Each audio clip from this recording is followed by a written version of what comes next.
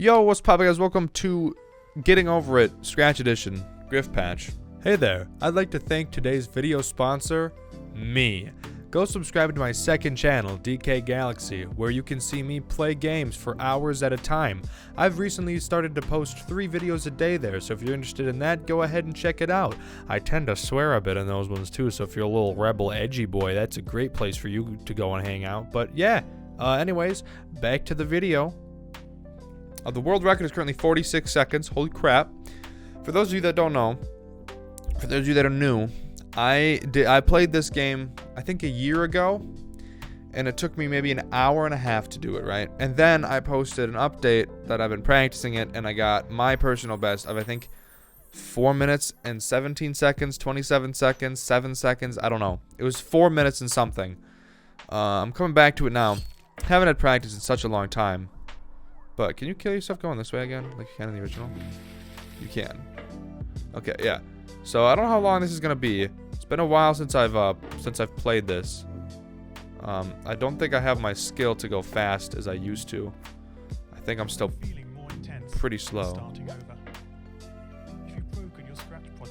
What do you mean more intense starting over? I just started. I just began.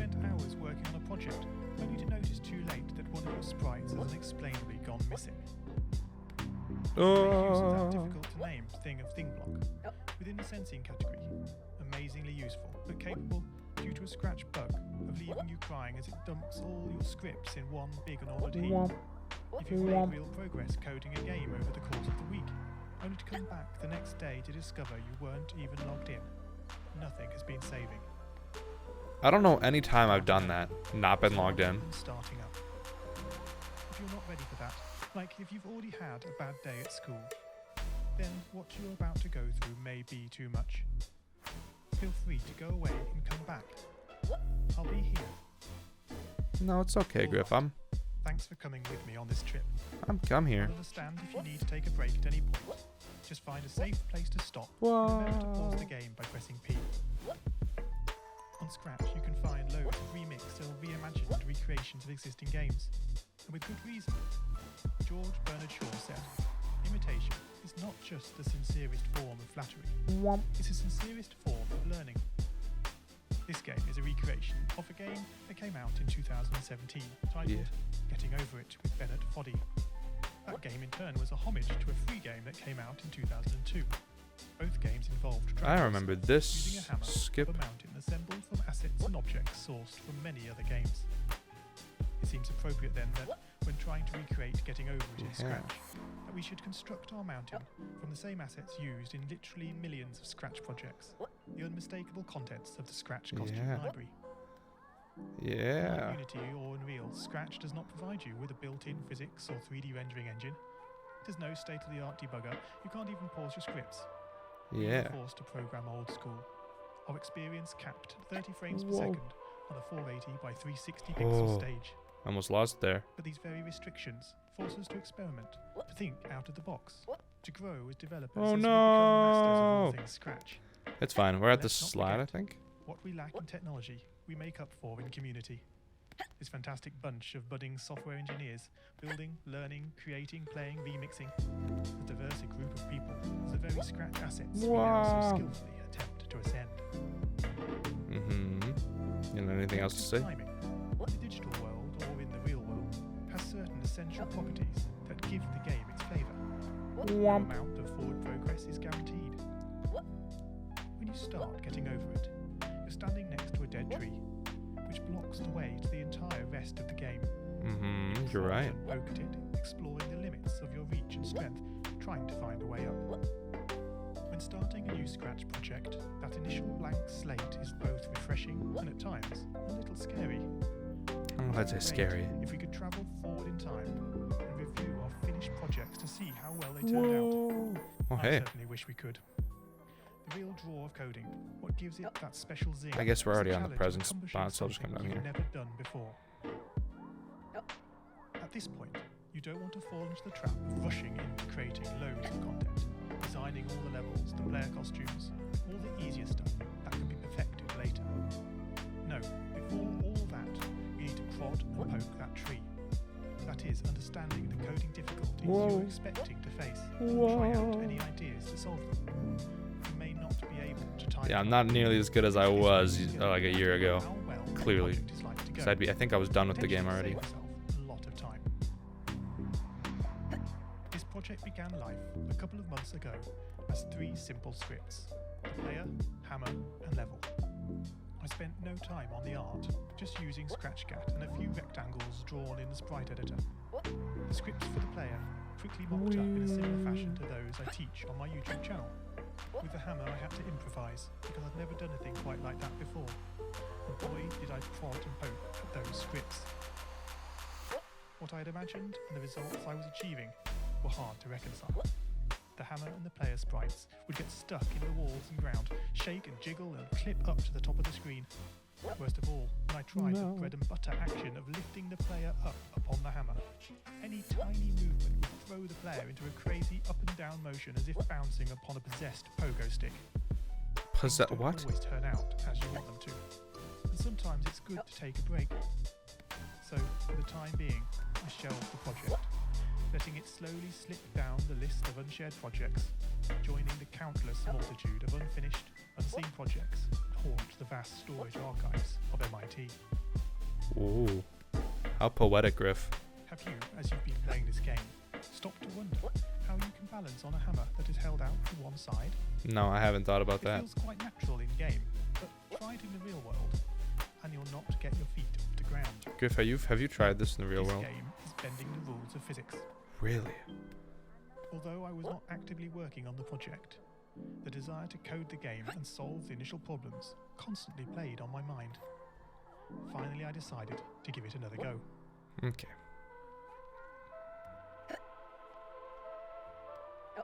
Alright, alone with our thoughts now. Alright. Again, I used to, if you go back and look at, like, I have 2 videos on this. Obviously, the one where this took me an hour.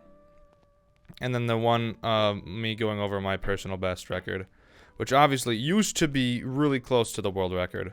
Clearly now it is not. Since the world record is 48 seconds. I think it was like 3 minutes when I speedran this. So I was a lot closer to the record. Obviously, I'm not going to get 48 seconds now, unless that was somehow hacked. Is a powerful tool. He's talking. Don't just rely on what you think you know. YouTube can be a great resource for gameplay videos. Being able to pause and rewind the action is invaluable. Did you know that you can step through videos frame by frame using the angle bracket keys? My research helped to confirm many thoughts I'd been having, and also uncovered some nuances around mouse movement that had really got me stumped. All this was food for my brain, and I was super fired up to bring it all to scratch. Wow. And so, back in Scratch, I completely restructured the player and hammer scripts, bringing the scripts together in a single sprite. This allowed the movement of the 2 objects to be tracked together, and to move dependent on each other. Of course, in coding, as in real life, you often have to compromise. It isn't reasonable to implement a full physics engine in Scratch, but often it's enough to create a good estimate of what the player is expecting. Alright. Remember that ball section? The part that we just failed on? Caused me so much grief while doing my speedrun of this. Because I'd always jump over the softball and then mess around with that like that. I remember doing that a lot. The infamous bat part that I practiced for so long and never got good at. Because I think what I did is I went over here, and then from the bell I did a tap up to there, I think is what I ended up always doing. I don't know what I did exactly though. I think it was this. I did that. 1 'Cause, plus 1 is 2. Thank you, Griff. If this wasn't always the case, if sometimes the answer is 3, then we would be in trouble. The addition operator is therefore referred to as deterministic. Because I remember you have to hook onto the pant like right there. And it was always one of my issues, as I could never get it to hook. Assuming the player is not moved relative to the level, that this would continue to be the case. Right Turns out, there. the sensing block in Scratch does not behave like this. It can be non-deterministic. Ooh, look at that, I hooked somewhere else. Scratch draws its sprites. Their size and shape can change very slightly depending where on the screen they are first visualized. There it was. This can easily break a Hook on carefully there. crafted platforming script, resulting in sprites becoming trapped, teleporting to the edge of the screen, or worst of all, the game freezing up. One solution I'm fond of using is to create a short fix-up script that, on detecting an unexpected collision, moves the sprite this way and that in an ordered pattern until it finds a spot close by. There, thank you The for hooking sprite on. no longer reports as touching the level. Oh no, you This unhooked is an important again. feature in this game. It should go completely unnoticed to the player, but without it, the game can go horribly wrong. Can you get up there, please? Thank you. Thank you.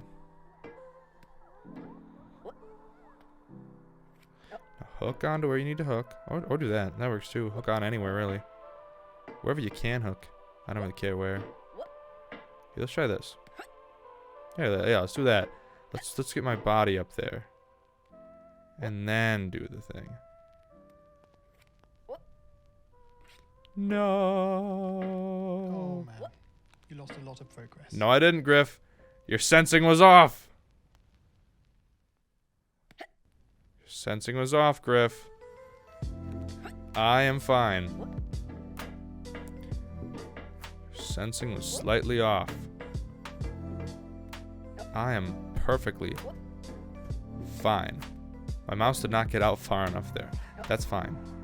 Okay. Oh, no, get yourself up here. Get up here. I wanna get the pot on there. Go up. Okay, or don't land the pot on there. I don't care. I'm gonna get up there.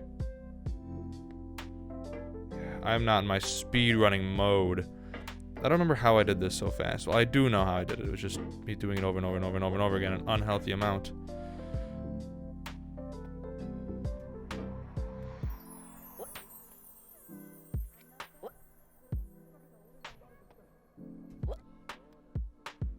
There we go.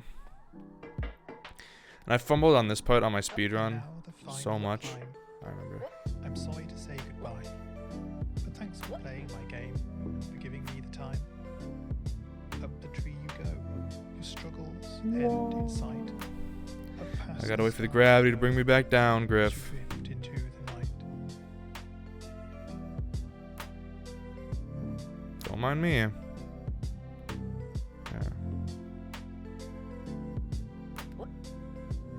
There we go. There we go. I did it. Again, I did that in 4 minutes and something seconds. So pretty cool that on my attempt a year later I got 11 minutes. Basically 12 minutes. It's pretty cool. There we go. I don't know why I don't have these favorited. Yeah.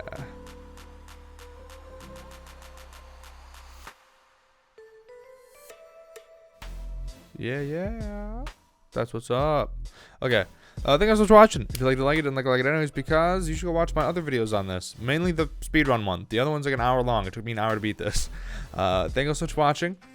You know, subscribe to my channel if you enjoy my content. I made a lot. Thank you guys so much for watching. I'll see you all in the next one. Peace.